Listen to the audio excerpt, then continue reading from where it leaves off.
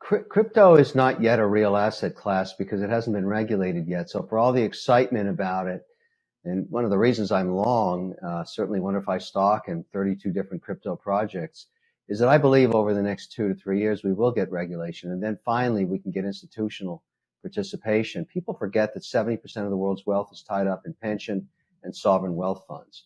And so if they're not allowed to buy the asset class, there's no underlying bid. And that's one of the reasons we can't get crypto past $24,000. It's really hard because there's not really a large constituency that's permitted to buy it yet, particularly Bitcoin and even Ethereum and even USDC, probably the three most popular right now.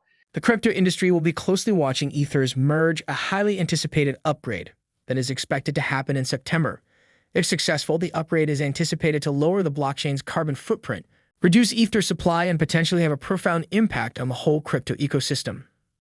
Traders have been busy positioning themselves ahead of the merge, especially after Ether miner Chandler Guo in late July proposed to hard fork the Ether blockchain or splitting the chain into a duplicate version based on the proof-of-work consensus mechanism. Some miners vowed support for Guo's proposal, since the merge would make mining obsolete. It isn't clear how much popularity the new chain might gain. However, if the hard fork materializes, all Ether holders are expected to receive an equal amount of new tokens on the fork chain, in line with what usually happens during forks. As a result, some traders have been borrowing Ethereum to capture any profits. In general, institutional interests have been rising ahead of the merge, with a number of addresses holding over 100 Ether, 1,000 Ether, and more than 10,000 Ether rising sharply, according to blockchain data. Kevin Oleary, in his latest interview on the cryptocurrency market, tells buyers why he is wary about Ether and the upcoming Ether 2.0 merge. He additionally provides his latest update on Bitcoin, Ether, and altcoins, and explains why he's slowly starting to purchase. A tsunami is coming for crypto. Will you be left behind? Shark Tank star Kevin Oleary, often known as Mr. Wonderful, like so many different buyers, has come a good distance from a number of years in the past to being strongly positioned in opposition to Bitcoin and cryptocurrency, to now being one in all its largest bulls and in making up a considerable place in his portfolio. Before we listen to Kevin Oleary, please don't forget to smash the like button and consider subscribing if you are yet to do. Thanks for watching our videos. But we do have a big event coming up in September for Ethereum, obviously #2 out there. Do you see any kind of catalyst between now and, let's say, I'm not a short-term guy, me in the end of 2023 or so, that could be that catalyst to get Ethereum, Bitcoin, and the broader market to really get the next leg higher? Well, first of all, the merge has been forecasted to occur for 4 years in a row now. So for all the excitement, I'll believe it when I see it. There's a lot of people that are dissuaded from doing this in the Ethereum mining business. So they're not that excited about it. So you've got, an inconsistent harmony occurring. Now anything could happen, but really at the end of the day, ETH it's slow and it's expensive. And so if it doesn't fix itself, it's going to have lots and lots of competition. And so everybody has an opinion on this. And I think the market is being the market. I have a pretty big ETH position as well. I'm going to wait and see what happens because it has attracted more applications, more usage than anything else to date. But that doesn't mean it's fixed in stone. Anything could happen. And so I also think that there's other applications from HBAR to Solana, Polygon, all kinds of different ideas in terms of how this should happen and how financial services work and the cost, the speed, the fees, the transparency, auditability, security, all of these things. And I tell people, look, if you want exposure, have at least 7 or 8 positions on these projects because you just don't know.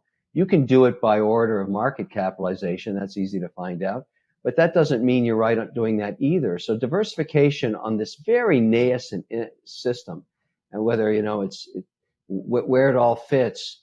And when people tell you, well, I know with certainty this particular level 2 is going to really work, they have no idea. It's the adoption by users of apps and applications on top of it and payment systems and transparency and all the rest I mentioned that will eventually determine whether that platform is profitable or it isn't. At the end of the day, if it never makes any money, it's going to zero like every other business. And many will go to zero. And that too is okay. So real quick, before you answer, Ben, Kevin, real quick, you said many of these will go to zero.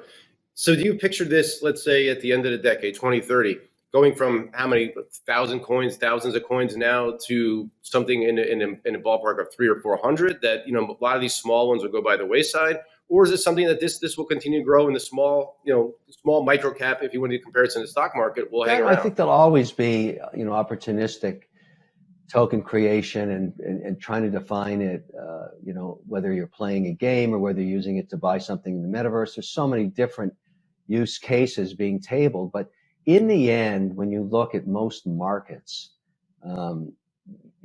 what you find is it's the adoption of standardization that creates value. So if all of a sudden there's 10 stable coins that come to market for payment systems, my prediction would be that there'll only be 3 survivors 10 years later. And they'll be behemoths, they'll be very large, and they may have slightly different attributes. But, there's already 64 billion in Tether and 54 billion in USDC. They're likely to survive, assuming they can survive audit, and then maybe a few others. And always the rumor of the feds themselves creating their own digital dollar. I'm very skeptical of that. The last place you want development work done is with the government. They're the worst at it. So I'd let the private sector figure that out and just the government provide regulation. But, everybody's speculating on this stuff.